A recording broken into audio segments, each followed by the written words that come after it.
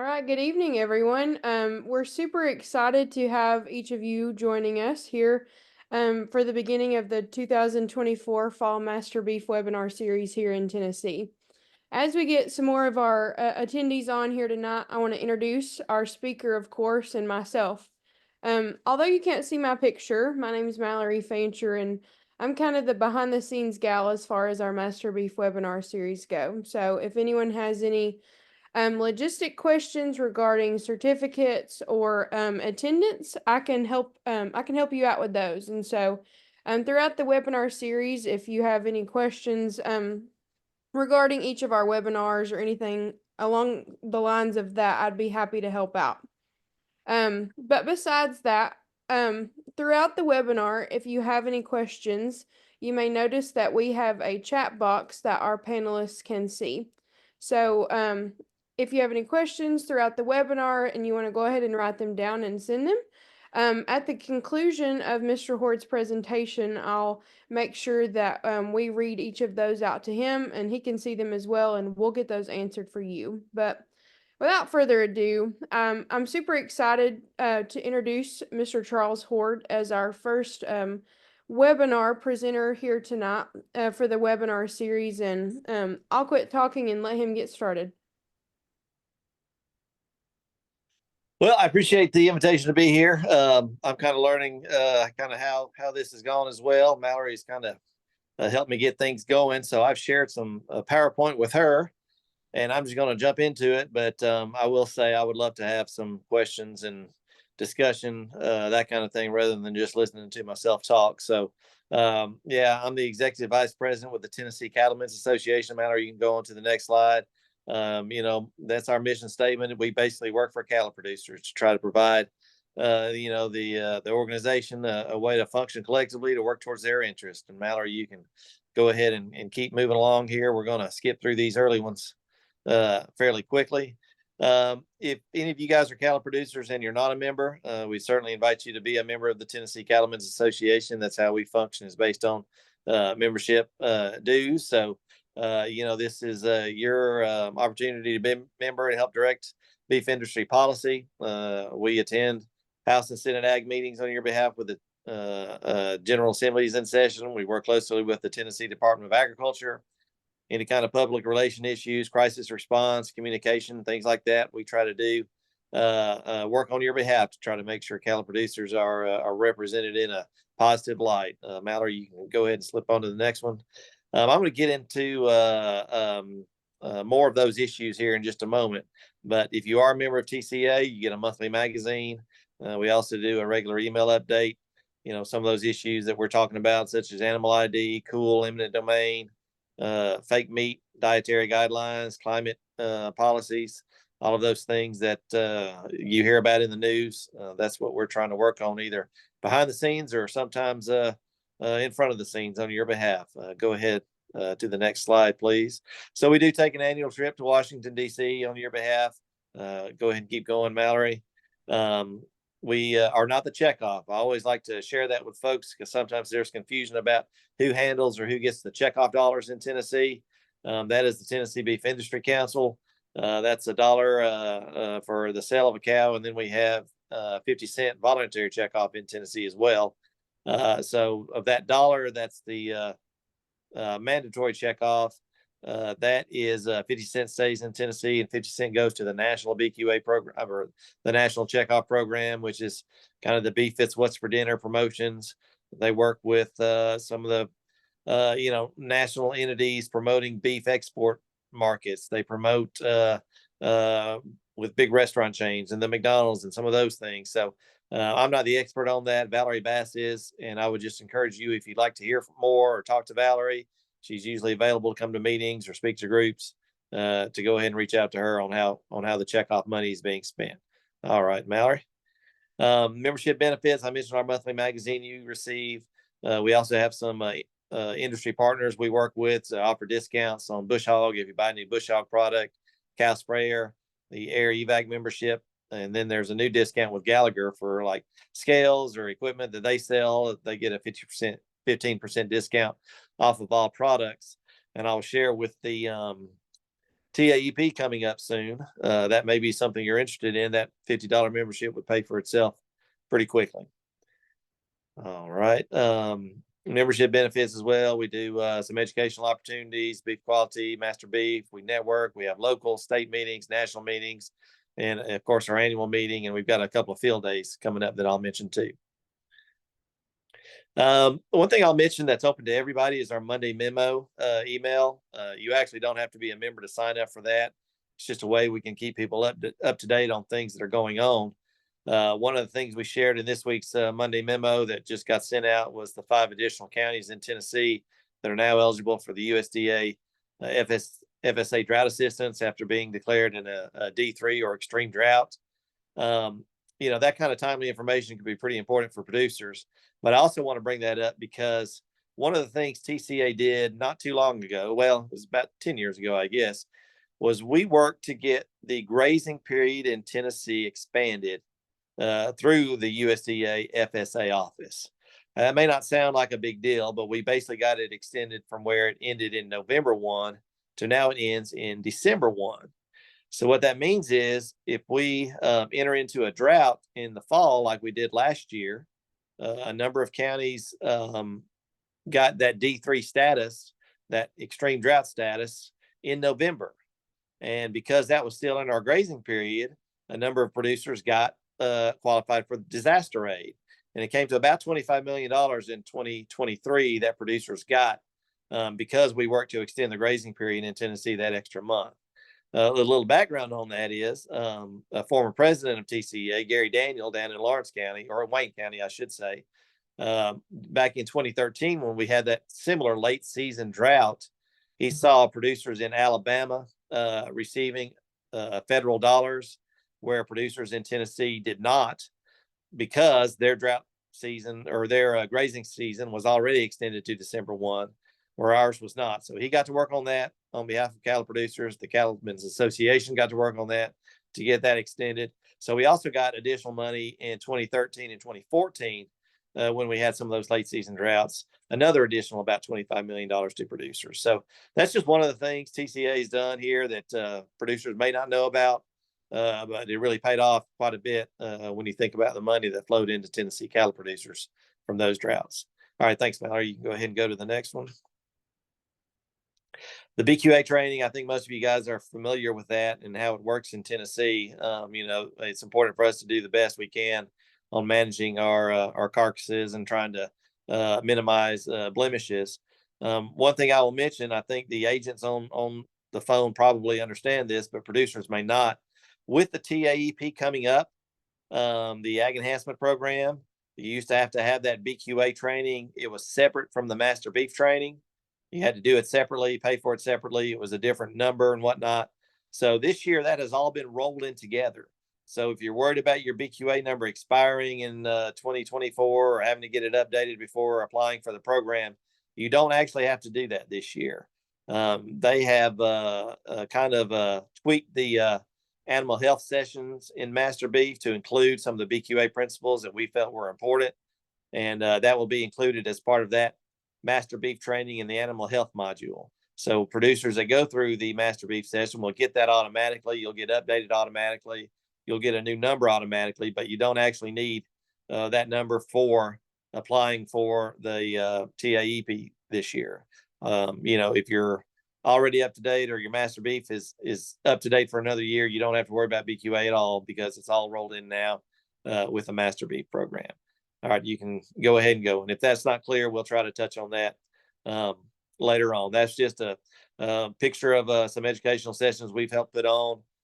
There's going to be one, if anybody's in West Tennessee this year, on October 3rd at the Lone Oak Farm. We're hosting a meeting there with Hord.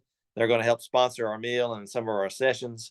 But it's a chance to visit Lone Oak, which is the new I guess it's the 4-H facility in West Tennessee, but it's really a showpiece farm. They have cattle on there. They have done a lot of work mitigating streams there. Hord has, as part of getting their blue oval plant built. So we'll be able to visit Lone Oak. We'll be able to see some of their efforts they've done with stream mitigation and other things.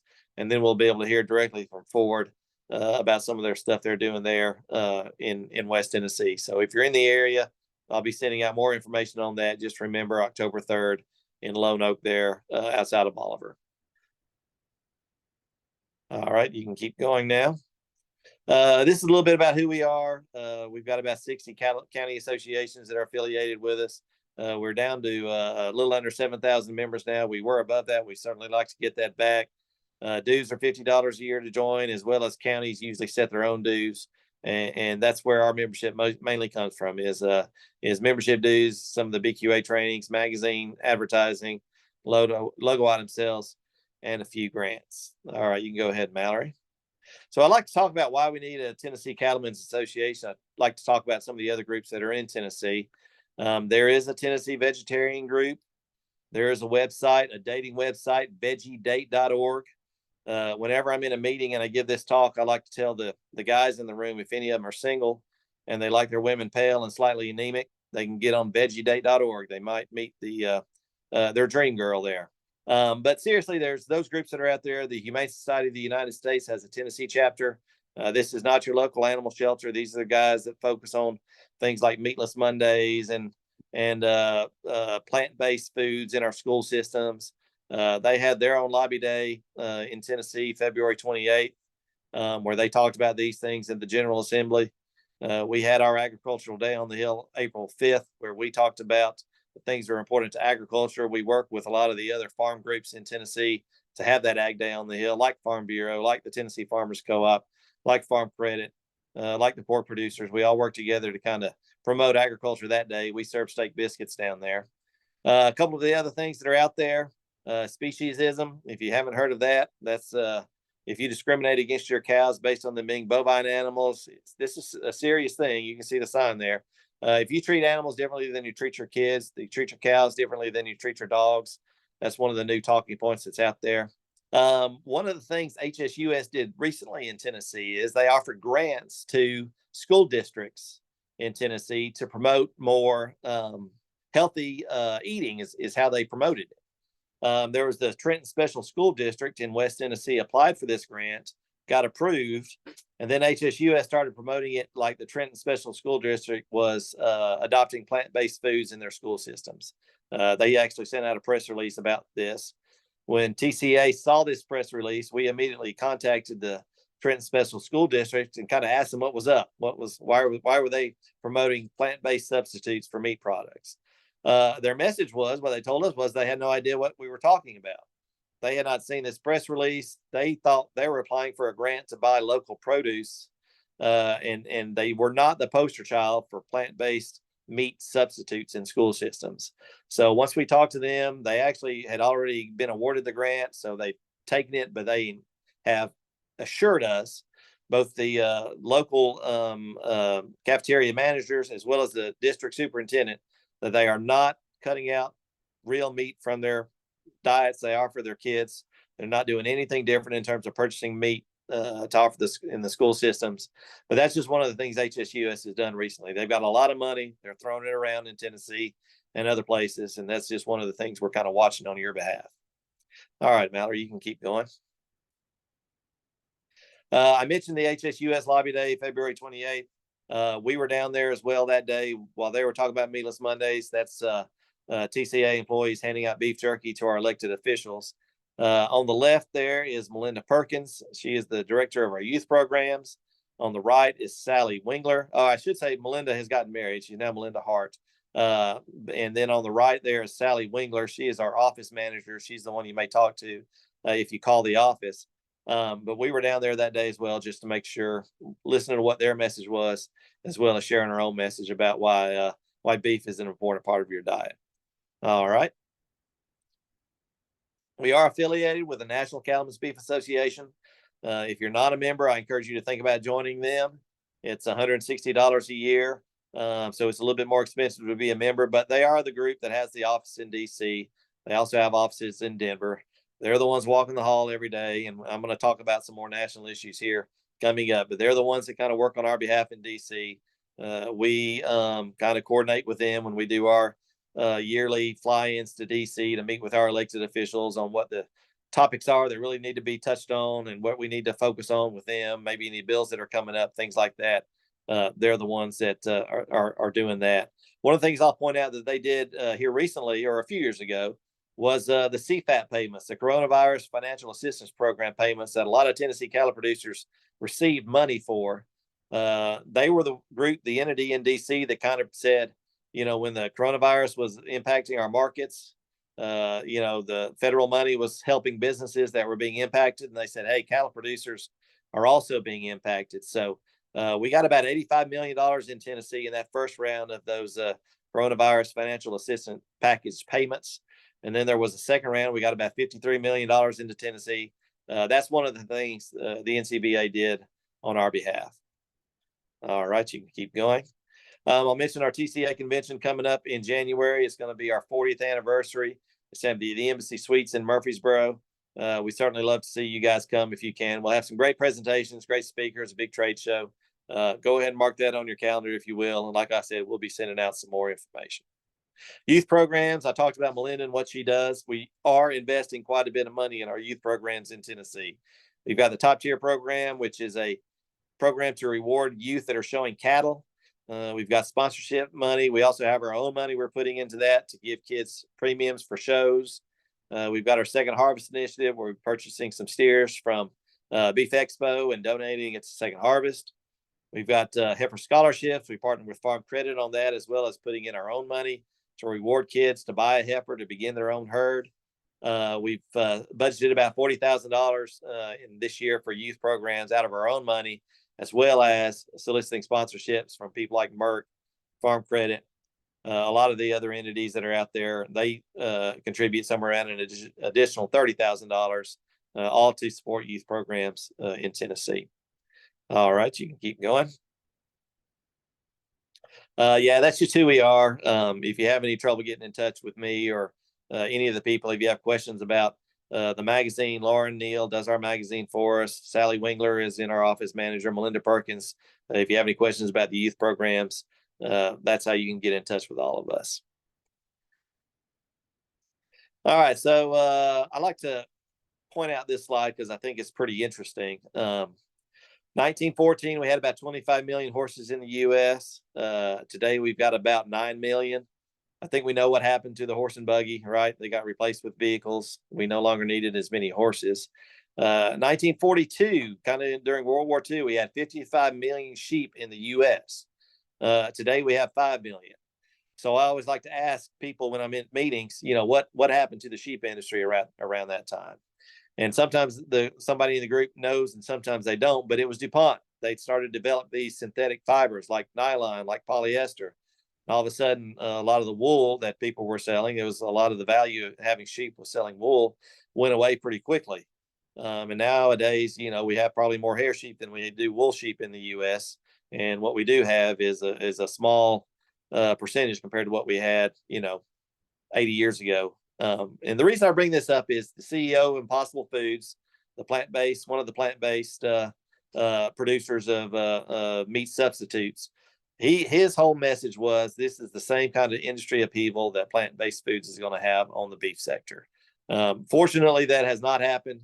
If you kind of kept up with the stock market, Impossible Foods and Beyond Meat, both of their stocks have plummeted. Consumers have kind of rejected these products. They want the real thing.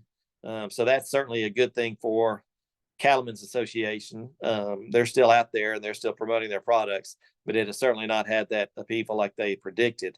One thing that's really happening now is growing is the cell cultured meat substitutes. These are, cells removed from usually it's fetal cells. They're the same things, I guess, from a cellular basis as what we grow on our farm. They can reproduce ground beef. They can reproduce steaks. They raise them in an environment. They feed them to serum. These cells multiply and divide and grow. And they're not really on the market yet, but there's a lot of investments in these products coming. Mallory, you can go ahead to the next slide. So for both the plant and the cell-based products, one of the big issues that our National Cattlemen's has been focused on is one, how is it labeled? And two, how is it inspected? They want to make sure consumers can very easily differentiate between a plant-based product, like you can see that Impossible Foods product. It's a little small on there. I should have made it bigger, but it's very clearly says, plant-based, made from plants. It's not a real meat product. And that's one of the things the National Cattlemen's is fighting for with these cell-cultured products as well, to make sure they're clearly labeled where consumers can say, okay, this is not a product raised on the farm. This is a product that's in a factory, in a syringe, in a petri dish, growing in a vat, however they want to do it. To make this product, we want to make sure consumers know the difference. This is kind of this is a slide I use in meetings. I always ask folks if they tried the Impossible Whopper. Most of the times they say no, but I did try it just so y'all don't have to. And I will share that on a bun with lettuce, pickled tomatoes, mayo, all that stuff. It was hard to tell, in my opinion, the difference between the real thing and the plant-based Whopper. But if you pull the bun out and you look at it and you really just look at the bun compared to a real beef product, it's pretty clear. You can see the differences, the texture, the taste. It doesn't have a lot of the same qualities, I think, of a real beef hamburger has. And, that's kind of been our focus. We want to make sure consumers know what the difference is when they're buying these products. All right, you can go ahead. Yeah, I'm sorry this is so small. I hope it's maybe bigger on your screen, but there was a couple of headlines I wanted to share with folks. Just so they know maybe what was happening, some of the stuff we're talking about right now as a Cattlemen's Association. I mentioned the big investments in cell-cultured products across the U.S. North Carolina State, a land-grant university, just like the University of Tennessee. They accepted a $30 million grant from Jeff Bezos, the founder of Amazon, to develop a cell-cultured research center there in Raleigh. He has pledged somewhere around $100 million for some of these other universities across the U.S. to do similar research on their behalf. Let me see. In Europe, we had our first country implement a cow tax. It's something that we've talked about. There's no efforts right now, although it's been talked about. There's no real concerns about it coming to the United States anytime soon. But, what we've learned, once one country does in the United European Union, a lot of times other countries will follow their lead. And so it's kind of a scary precedent that Denmark has set, even though they only have a very small number of livestock in their country. This is a precedent other countries could potentially follow, taxing livestock based on, their emissions, their methane production and things like that. All right, you can go ahead to the next one. So I mentioned once again, JBS, they're the largest meat processing company in the world. They're investing heavily in cell-cultured products. They're building their own production facility in South America. They also purchased a majority share in a Spanish research outfit for $100 million. Let me see, closer to home. Well, that's kind of the one of the headlines I want to share about cell culture. And then one of the other things that's happened that I'll talk about on down, the value of beef that we export out of the United States. I usually talk about the importance of trade, and I will as we get a little bit farther down in this. But we are importing more beef in terms of the value of it than we are exporting in 2024. And that's really the first time that has happened. On a tonnage basis, we've imported more beef than we've exported. But from a value standpoint, this is kind of the first year that we're doing that. And I'm going to get into a little bit more about that and talk about trade a little bit further down. All right.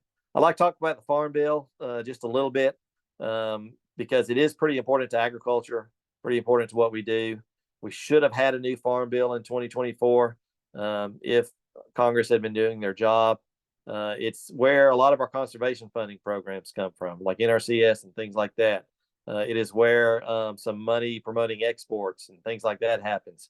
It is where the National Cattlemen's was pushing for funding for a vaccine bank in case of some animal disease outbreaks like hoof and mouth disease. So there were things that happened in the Farm Bill that would have helped our industry, but because of the whatever you want to call it, the dysfunction in DC, we haven't gotten a new Farm Bill. We're working off the old Farm Bill.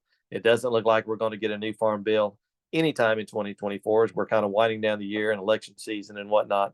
So they kind of extend the current Farm Bill, which isn't the worst thing in the world, but it still keeps us from making any of those changes or improvements or changes in funding that we would have liked to have seen as a Cattlemen's Association. That's one of the things NCBA really focuses on when the Farm Bill discussions are being held. What issues are important to us? And a lot of those issues they're talking about are things like disease outbreaks, things like insurance for droughts and things like that. A lot of this stuff gets funded through that Farm Bill. All right, go ahead and keep going here. So one thing that I thought was interesting to us, I don't know if you can see this very easily, is the Farm Bill spending historically. So it's interesting when you go to DC and you kind of learn how things work. The Farm Bill has historically been kind of a compromise between your urban elected officials who are worried about food benefits, SNAP program, things like that, food assistance for the poor, and the more rural elected officials that are worried about traditional farm policy and spending and protections for farmers. So we're chugging along there for a number of years with the spending pretty well evenly balanced between those food programs and traditional farm spending on programs for farmers, protections, insurance. And then you see about 20 years ago, the divergence there and how much more we're spending now on the food portion, the nutrition portion of the Farm Bill. It's over 75% of the spending on the Farm Bill compared to what it was, 20 years ago. All right, I got to take a sip of water real quick here.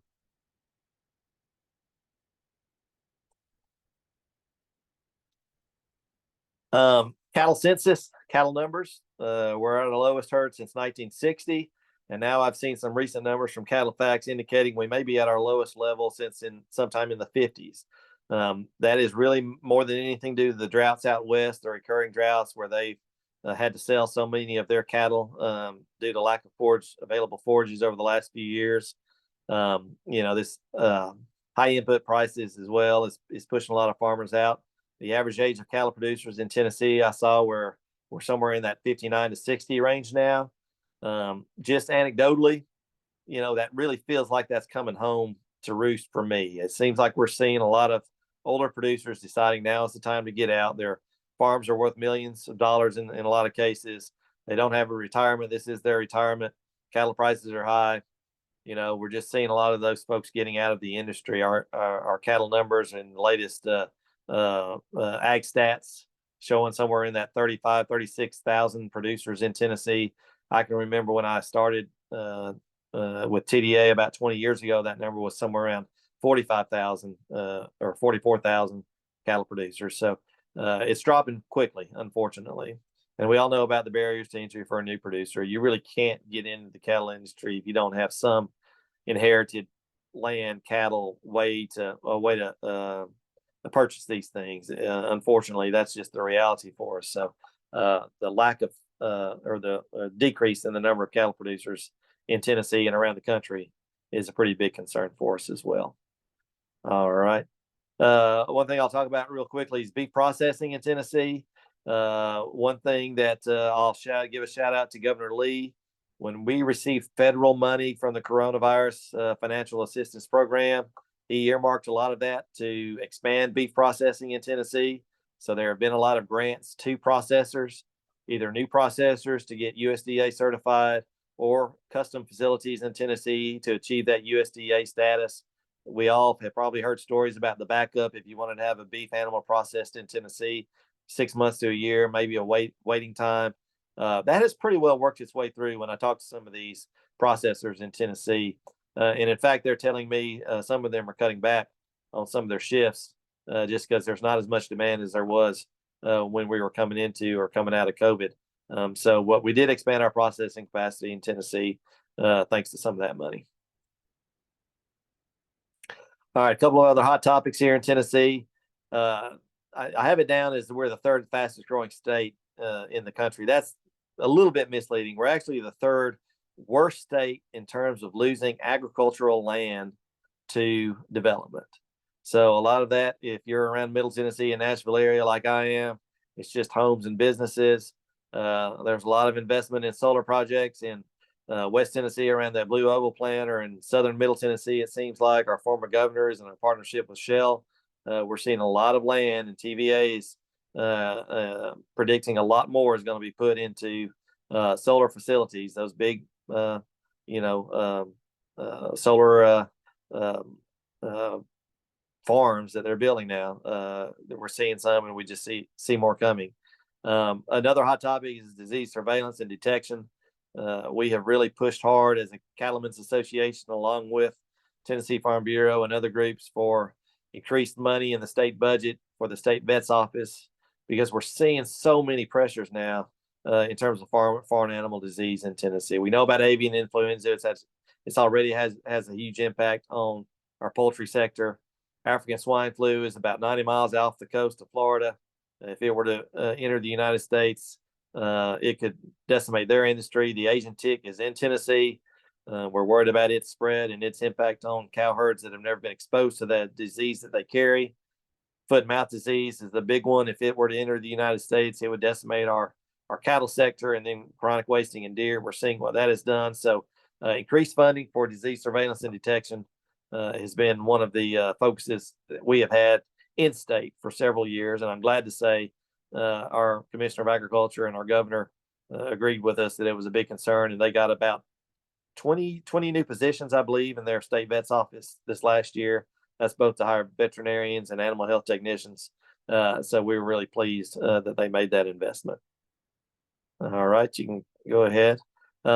Just in general, there's been a lot of talk about farmers selling. When I go to meetings in certain parts of the state, and I ask if you've been approached by anyone wanting to buy your land or lease your land for a solar farm, especially when I go to West Tennessee, a whole lot of arms go up, and we just worry about what you're doing if you're leasing that land. If that company were to go bankrupt, that those solar panels cannot be taken to a dump. They contain products that have to be disposed of in a certain way. We want to make sure there's efforts to get indemnity funding from these solar companies just in case, so the farmers are not on the hook. I'll mention carbon credits. That's one of those things that we're hearing more about for farmers. They're interested in planting trees and sequestering some of that carbon. There's businesses that want to pay for that, but there's not really clear guidance. There's not really a clear market in terms of how it's going to work. There are third-party groups operating in Tennessee now that are signing farmers up for these agreements. They tend to be for long-term agreements, 30 years or more. And from what we've seen, a lot of these third parties are taking the majority of the funding, and the farmers are the ones that are tying up their land for these long-term agreements. So I've spoken to a lot of folks with UT about this. They feel confident that things will there'll be more guidance, there'll be more rules in place, but at least for now, they say be very careful if you're talking about these carbon credits or carbon agreements with any of these companies. All right, we can go ahead and keep going. Some bills in the Tennessee General Assembly that were in place last session that we anticipate coming up again this section, this Farmland Preservation Act. That was something the Tennessee Farm Bureau was really promoting and really in favor of, and we are as well. It was basically a fund to try to help preserve farmland, slow down some of the development we're seeing. I think politics can sometimes get a little funny, and I think politics kind of torpedoed that bill this year, but it is something that Farm Bureau is really promoting for next session. I anticipate it coming up next session, and hopefully it will be passed. It's not, it's $25 million. You're not going to be able to buy a whole lot of land, unfortunately, for $25 million across the state, but it's something other states have done just to try to maybe identify endangered tracts that really have a lot of value in terms of keeping them in farmland. Another Farm Bureau bill. I'm sorry, if you don't mind going back, I'll mention a couple more things on that slide. Thank you. The constitutional amendment prohibiting a property tax, a statewide property tax in Tennessee. That's another Farm Bureau bill they're really promoting hard. We know if the state were to get into financial difficulties, that would be a good way to raise a lot of money. We also know farmers are the ones that tend to own a lot of property, and that tax would impact them more than anybody else. So that is something that passed. Since it's a constitutional amendment, it's got to pass twice in the Tennessee General Assembly. It passed last session. They're going to bring it back up this session. If it passes again, it will go on a ballot for the governor's election, and it will have to pass on a ballot in Tennessee, a simple majority. But that would be a protection for farmers as well. Let me see a couple of other things that are being talked about. Veterinarian authority in case of a disease outbreak. There was a bill that came up this last session that would have limited our state veterinarian's authority in case of a disease outbreak. It would have basically said she could not have ordered a quarantine, or she could not order vaccinations in case of something like a foot and mouth disease outbreak without getting approval through the Tennessee General Assembly. We thought that was a really bad idea. We thought if that were to happen, we would need to act really quickly in terms of trying to contain any kind of outbreak. So we opposed that bill, and it did not pass. I saw a little question pop up here about how likely this constitutional amendment is about passing in Tennessee. From what I understand, and like I'll share, the Farm Bureau, the Tennessee Farm Bureau is the ones really behind this. We are supporting it as well, but they're pretty positive. They feel pretty confident it's going to pass in the General Assembly again this session, which will allow it to go on the ballot as a referendum. I guess I'm speaking a little out of term or a little out of my qualifications, but there will be efforts for sure from groups promoting that on our side to get that in place. I think the only concern would be if other groups came out against it. But I feel pretty confident. I feel pretty good that would pass and be a constitutional amendment that would prohibit that happening. So that would be in 2026, I guess, right? When the next governor's election is, that was when it would appear on the ballot to be voted on. Another bill that came up had to deal with mRNA vaccines. That has been a bit of a hot topic around Tennessee and around the country. I've actually gotten several calls about that from producers that are concerned about mRNA vaccines in livestock. I will share that currently there are no mRNA vaccines available in cattle. There is an RNA vaccine that is used in the pork sector, which is a little different, and some of this science is above my head, but there's no vaccines containing mRNA material available in the livestock sector right now. I understand there are some research being done by some of the big pharmaceutical companies. They feel like it's I don't know, maybe a technological breakthrough or has a lot of potential for use in livestock. So we kind of feel like it's something that's coming. A lot of the concern over it seems to be with regards to the human side of the COVID vaccine, how quickly it rolled out and how quickly that vaccine was approved for human use. But I will share that on the livestock side, it is having to go through the complete, process through FDA, through USDA to be approved as a vaccine. And our policy status on that now as a Tennessee Cattlemen's Association is, if it is approved at the federal level, if they've deemed these vaccines are safe, that contain mRNA material, we want Tennessee cattle producers to be able to use them. So this bill, it would have prohibited the use in Tennessee. We opposed that bill last session, and it did not pass. And if it comes up again this session, we will oppose it again. We feel like producers have that right to make that choice for themselves if they want to use that type of vaccine or not. So anyway, that's all for that. We can go ahead and move on to the next slide. Some national issues. If you're in the livestock sector, if you've got cattle, you've probably been impacted by black vultures. That's a really tough issue for us because they are federally protected through the Migratory Bird Act, which is an international treaty. So we as the Cattlemen's Association have tried to get things done on that. I'm very happy to say our Congressman John Rose from Tennessee's 6th District has submitted a bill. It's also got a writer on the sponsor on the Senate side from Oklahoma that would allow producers to take black vultures if they are attacking livestock. So we'll see where that bill goes. Unfortunately, it hasn't gotten out of committee, I don't think, at this point, but we're certainly hopeful to see some movement on that. I'll talk about mandatory country of origin labeling. This was a really hot button topic for a long time amongst cattle producers, and something that was a really tough issue for us as a Cattlemen's Association, because folks believe in labeling. They believe if they see the product of the USA, that would help sell our product compared to products that were being imported from South America or wherever. But the bigger issue there was that with mandatory country of origin labeling that was mandated by the government, we were in violation of some free trade agreements that we had with Canada and Mexico. So we were sued in the World Trade Organization, which oversees disputes between countries. They sued us that we were violating our free trade agreement by having that mandatory country of origin labeling. and they won. And so Mexico and Canada were both going to be allowed to put tariffs on U.S. beef because of that ruling. At the time, I think they were the number 2 and 3 export market for U.S. beef, and the estimates were these tariffs would cost cattle producers somewhere in the multi-billions of dollars.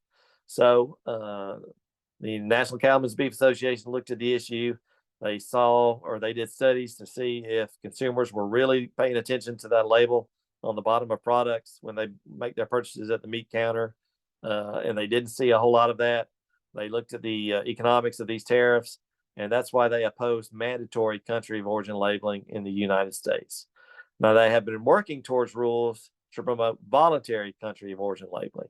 So a Tyson, a JBS, if they want to do the legwork to provide the the paperwork that says they can prove these products are products of the United States only, they can put that label on their products and market them that way. But it's not mandatory through our legal system or through our government. It's just a voluntary program. Another hot topic has been traceability. I've gotten a lot of calls on that lately. Are we going to have to start tagging our cattle with these EID tags? The feeling is that amongst many, and they're probably right, is that we need some way to trace cattle in case of a disease outbreak. If there's a foot and mouth disease happens in the United States, we'll wish we had a robust traceability program so we can say we know where these cattle originated, we know where they were commingled, we know where they ended up. We could put small quarantines in place, stop movements in place, rather than having to close down the entire United States, sector, beef sector. But it would be pretty difficult for a lot of producers to tag all these animals, to put in these EID tags, and somewhat expensive to do that. So where we are now with traceability rules is that currently sexually mature cattle over 18 months of age, dairy cattle, rodeo stock, and bison, they must all be tagged when they travel interstate, with these EID tags, these electronic ID tags that can be scanned and treasured and measured. But currently, the USDA has talked about implementing it for all feeder calves, which would obviously impact us in a pretty significant way. We, as the Tennessee Cattlemen's Association, have voted against that proposal. We don't feel like we're ready to implement traceability for feeder calves right now. We feel like it would be an undue burden on small producers to try to get all these calves up and have to tag them with these tags. So right now, at least, there is no real plan to mandate that for feeder calves. So that's kind of where we are on traceability and kind of where TCA is standing on that issue as well. I'll mention the OFF Act really quickly. It was a bill that came up last year that would have ended checkoff programs, not just for the beef sector, but for any other commodity that has checkoff programs to promote their products. It's called the Opportunities for Fairness in Farming, but it was basically something that would have ended any producer-led initiative to promote their products through checkoff programs. So we opposed that, and it did not get out of committee. We're hoping it doesn't come up again, but we kind of think there are some folks, including the New Jersey senator that I cannot remember his name, Booker, who is a vegan. He is the one that brought that bill in the first place, and we kind of anticipated he will probably bring it again. I think I saw a question pop up about what that would cost producers if we had to put EID tags in there. I think the tags themselves are somewhere in the $3 range. There has been some federal money to help with that cost, but I guess our big concern is more than just the cost of the ear tags, is our ability for our smaller producers that may not have good facilities to be able to get these calves up and tag them before they go to market. That was our concern, probably more than the cost of the tags.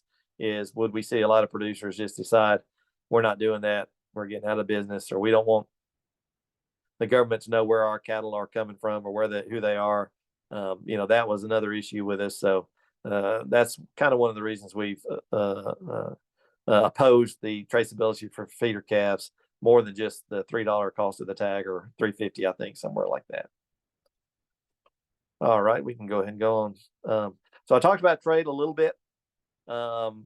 it's very important to our industry. I know I see memes on Facebook or on social media about, we don't need to be importing beef. We need to be eating USA beef only, things like that. And I understand that sentiment, but I think it's important to realize how important trade is to our industry. The latest estimates from Cattle Facts put the value of about $400 to $450 of every carcass is attributed to the foreign markets. A couple of examples I always heard Dr. Rawls give when he was with UT was we send about $100 million in livers to Egypt. I've had liver before. I don't want to eat it again, but they love it over there in Egypt. It's a valued cut. If we weren't able to export it, it would probably go into dog food here in the U.S. worth a few pennies a pound. Whereas by exporting it, we maximize that value. Same with the tongue to Japan. Same with some of the offal intestines, things like that the Russians will eat. That all adds value. The biggest part of that $450 is the grain-fed steaks that we produce better than anybody else in the world with our feeder sector and the way we raise those animals. The Asian markets are just eating those up as fast as they can get them. So that's where we add a lot of value.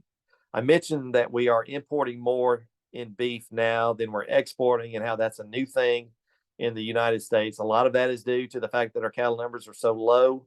A lot of that is due to Americans like hamburger. We import a whole lot of lean beef from South America, some from Australia, New Zealand, to feed our hamburger market, because we eat a whole lot of lean beef in the United States. We are also bringing across the border from Mexico and Canada a fair amount of live cattle now. Mexico is going through a pretty serious drought. So those cattle are born in Mexico, but they're usually on a pasture in Oklahoma or wheat pasture somewhere for a few months, and then they go to a feedlot somewhere in the Midwest and are processed along with our U.S. cattle. So there's a whole lot more of that coming into the U.S. now as well, both due to their drought in Mexico and our previous droughts in the United States that have impacted our numbers quite a bit in the U.S. All right, I think I've got one more slide here I want to mention. A couple more. I'll just mention the trade partners. The National Cattlemen's Beef Association has really worked hard to try to open up foreign markets for the United States. Free trade agreements are one of their biggest areas of focus, I guess. And so, China, we know what they are. They are buying a whole lot of U.S. beef now. I think South Korea is actually the number one market now for U.S. beef. Japan, I think, is number two. So a lot of those things are impacting our markets. We all know what drought's doing in the U.S. Out west, and now portions of the Southeast, including Middle Tennessee. We're seeing some calves go to market lightweight. We're seeing some culling of cows. We're not seeing a lot of heifer retention. We're seeing a lot of heifers put on feed. So we're still not rebuilding our herd domestically, which you can go ahead and go to the next slide if you don't mind. That's why Cattle Facts is bullish on our prices moving forward for the next couple of years, because our herd is so low. Number of heifers on feed indicate we're not rebuilding our herd. It takes time, right, for us to raise a heifer and for that heifer to have a calf and for that calf to enter the market. So it's going to take a while, even if we do start retaining heifers, for us to build back our herd and build back our domestic demand or supply, I should say. There is concerns we could price ourselves out of the market in some cases if we get too far apart from chicken or pork prices. If we're significantly higher, we see consumers make that switch. I know we have probably done that in our household some as well, with the price of some of the beef in the grocery stores. So that's a issue that we're concerned about as a National Cattlemen's Beef Association and as the Tennessee Cattlemen's Association, that we're still on the menu in homes and middle class households. All right, now I think we've got one more slide I just wanted to mention. Fact. So I know we've got several folks on board that are on the phone that are maybe with extension. I wanted to kind of reintroduce FACT to folks. It is the Farm Animal Care Coalition of Tennessee. It was a group that was founded when we were dealing with some large-scale animal welfare issues in Tennessee, and we saw the Humane Society of the United States, who is once again not a dog and cat welfare group. They are a very anti-animal agricultural group, but they were using these issues. We had a large-scale horse issue where some horses were not being fed. We had a big issue in Bedford County with some beef cattle where the owner was, unfortunately, he was I guess he was addicted to drugs and was no longer caring for his cattle, and they were running loose. So the Humane Society of the United States was promoting this as a fundraiser, and look at how these animals are being treated. So the factory came about as a way for those of us in the livestock industry to take care of these issues before other groups get involved. We have recently hired a new director for FACT, who is Kevin Ferguson.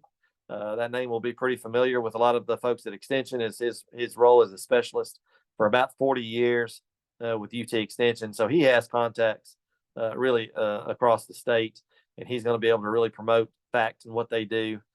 There's a 911 conference coming up in Murfreesboro, October 15th. We certainly invite anyone that would like to come to that. We'll have more information available on that soon. Kevin actually just started that role today. Julie Giles, the previous FACT director, took a job teaching. So we're really glad Kevin was able to join us and get into that role. It's funny, we actually have already had an issue that Kevin has helped us with. We had some sheep in East Tennessee that were not being fed, and a few had probably they're an autopsy, but it looked like honestly they just were so skinny they were not being fed and cared for. So there was an issue up there. He got involved, and we got involved to try to make sure these sheep were moved off that location to another location where they're being fed. They're getting some vet care. They're getting wormed and things like that. So that's what FACT does. They try to get involved when those issues come up to try to help make sure those livestock gets taken care of quickly and it stays out of the news. Gosh, I've talked for almost an hour here. I'm tired of listening to myself, and I'm sure you are too. Let me see. Were there some questions that I needed that I missed? I think there probably were. I will try to answer those now if we can go back and look at those. You're good. Again, if anyone has any questions, please feel free to use the Q&A box. If you click more in your drop below panel, you should be able to access your Q&A box there as well. I see we have some in the chat too, so I'll go ahead and start with those if that's okay, Mr. Hord. Sure.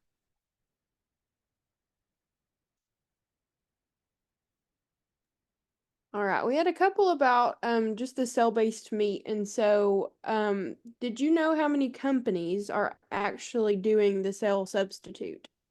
So there are 2 companies in the U.S. that have been approved to market cell-based products domestically, and one of them I think is called Good Food, and I can't remember what the other one is called. But there are several, including Tyson, who is invested in it, that is looking at it.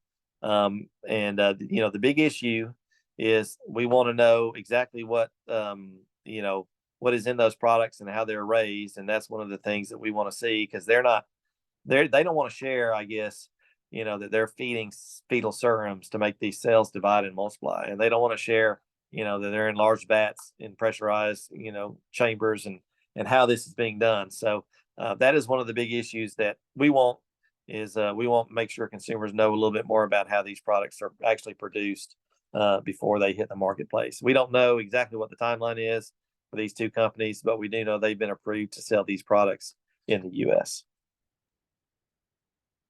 Great. And then another question we had was going back to some of the national issues or constitutional amendments. So how likely will the constitutional amendments pass, since there's not a lot of farmers out there to vote against, this participant says? Yes. I'm not a very good prognosticator. I guess Farm Bureau feels pretty confident about it. They are doing a lot of work already on the ground to try to promote it, make sure farmers get out the vote, make sure they're aware of what's coming here in a couple of years. It's going to be on the governor's ballot. That's the way it has to be done constitutionally. It has to be on the ballot for governor, where we have more participation in general in terms of the process of voters getting out there. A lot of it is going to be up to us in the industry to talk about why we need it, make sure we get out there. Quite honestly, a lot of the average voters are not going to know what this is all about, which may or may not be a good thing. I don't know.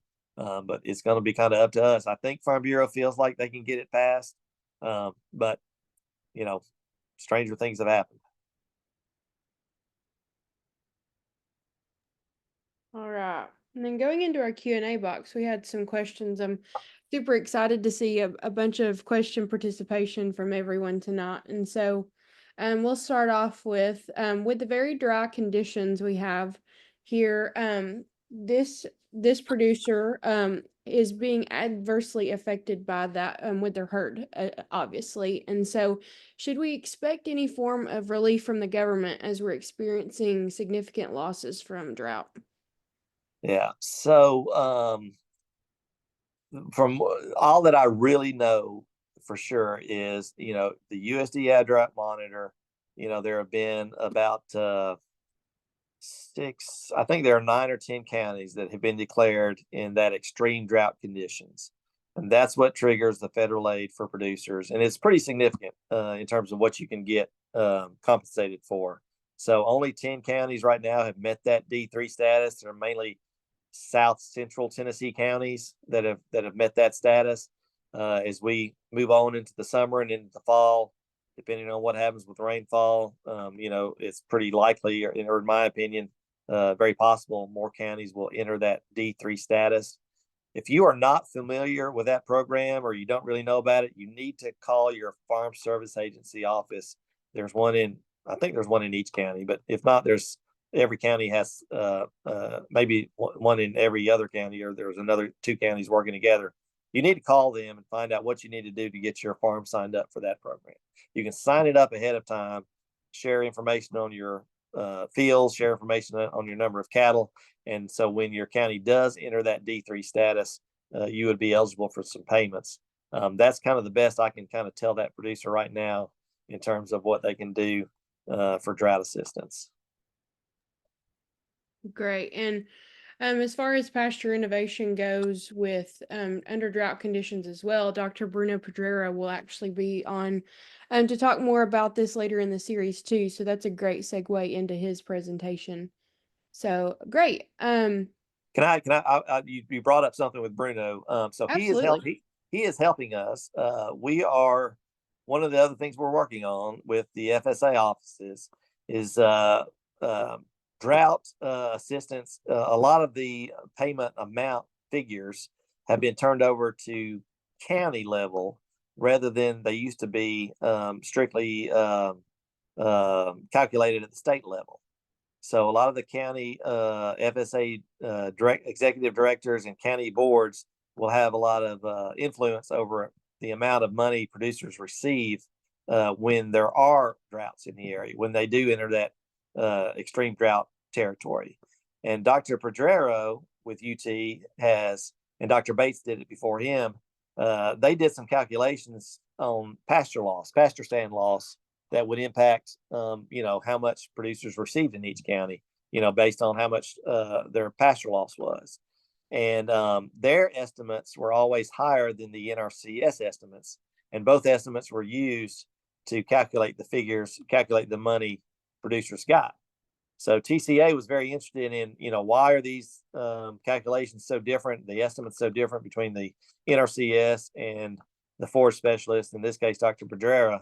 And we found out that UT was taking into account long-term forage loss, whereas NRCS was not. They were just taking into account short-term forage loss when they were calculating payments for producers. So we have been working to try to get these calculations, and Dr. Pedrera has been helping us so we can hopefully encourage counties to take into account long-term loss when they're calculating payments for producers for pasture loss and not just short-term loss. So that's an issue that's actually coming to fruition right now as that transition takes place from the state level to county offices levels as they figure out those drought payments. Great. And then kind of bouncing back and forth between topics tonight. As far as EID tagging, what was the age of mature cattle? Again, just as a reminder. Yeah, I'm pretty sure it's 18 months. Okay. Okay, for EID tags, should producers already go ahead and place them in their cattle for precautions? So I know a number of producers, especially your stocker guys, like to use them because if you have the equipment to scan them, you can put one of these EID tags in it, scan it, it'll upload the information straight into like an Excel file, and you can capture information in regards to weight gain and where it came from and where it's been and health status and all this stuff. So I know producers, some are using them anyway. Um, I'm not going to tell a producer, especially since I don't think it's going to be implemented anytime soon. I wouldn't put them in there if you're strictly concerned about them being mandated. I would say some producers may consider using them as a record keeping tool for sure, but not if you're worried about it being mandated. Right. And then from there, I'm just gonna keep reading them off if that's okay with you. If you need a break, just let me know. No, please. This one says beef imports and exports were evenly balanced. However, the import surplus has grown drastically in the past 2 years. Do you still fear the cost of tariffs on our exports when foreign markets are increasing, dominating the import-export balance? Yeah,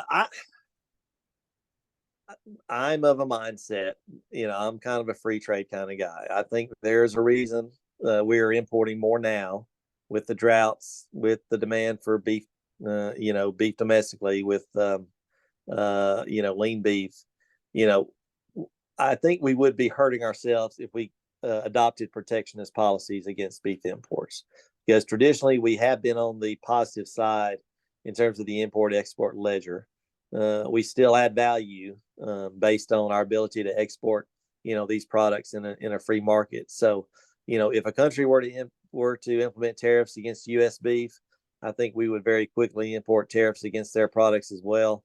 At least in my opinion, and the opinion of the National Cattlemen's Beef Association, that is kind of a slippery slope and not something they want to pursue. Okay, and then from there, are there any grants or funding in place currently for Tennessee producers wanting to transition from cow-calf pairs into producing consumer beef products? Yes. The TAEP, the Ag Enhancement Program, they do have some, what do they call it? Market development, I think. Somebody on here may know more about it than I do. But I do believe they have some programs, and you can get on the Tennessee Department of Agriculture, their Tennessee Ag Enhancement Program, and probably find it without too much trouble. But they do have some stuff to help grants that are available. Folks have purchased coolers and things like that with it before. And they, if you're interested in that, you should contact the Center for Profitable Agriculture, because they have some educational programs and paperwork and brochures that can assist producers that are considering making that transition as well.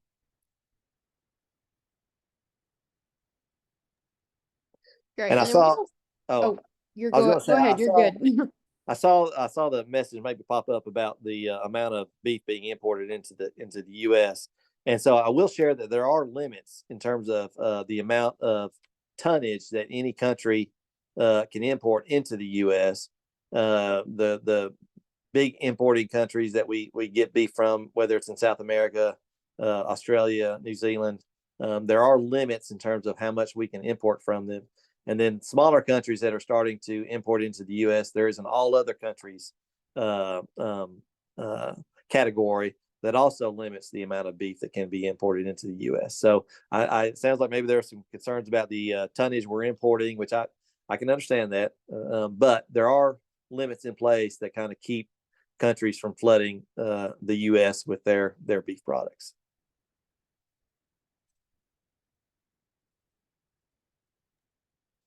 Right, no worries. And then I saw we had a question about pastures being reseeding due to drought, and that is an excellent question. If we'll hang on to that question actually for Dr. Pedrera's talk in a couple of weeks, I believe on September 19th is his webinar presentation, but don't quote me on that. We'll be certain to get that question answered during that webinar presentation. I'll be sure to write it down and have it in the back of my mind for that presentation as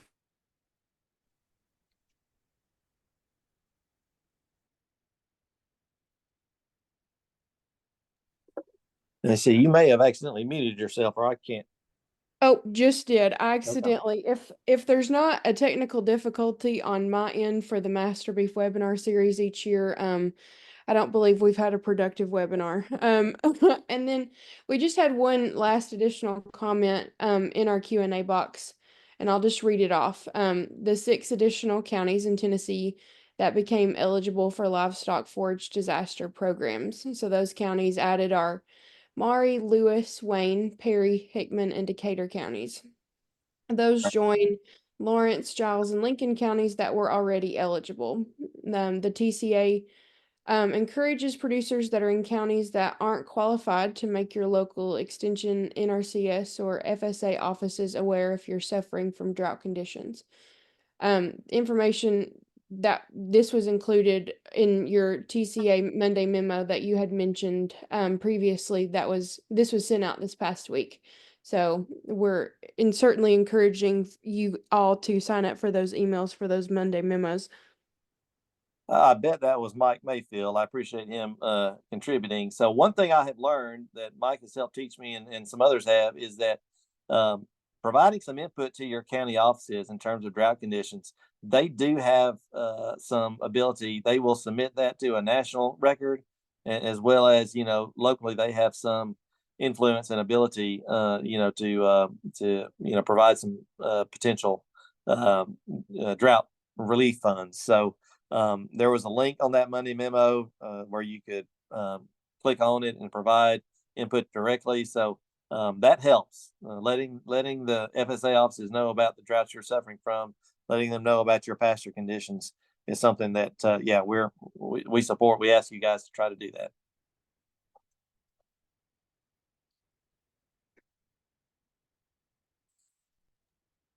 All right, and then that was actually our last comment or question in our Q&A box for tonight. But if anyone has any last remaining questions, we'd be happy to answer those now. If you think of any after the webinar ends, be sure to send those to me or your local extension agent, and we'll be able to get those to Mr. Hord so he can answer those directly as well. But with all of that being said, that concludes night 1 of the fall Master Beef webinar series in 2024, and we're super excited to have such a large group participating and interacting with our webinar presenters as well. So super excited to see that, and I hope to continue the trend throughout the series as well.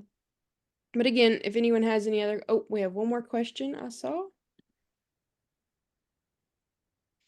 Producers, I just received a link for producers that are able to submit their condition reports. So I'll be sure to send out that link to our extension agents. Thank you, Mr. Rains.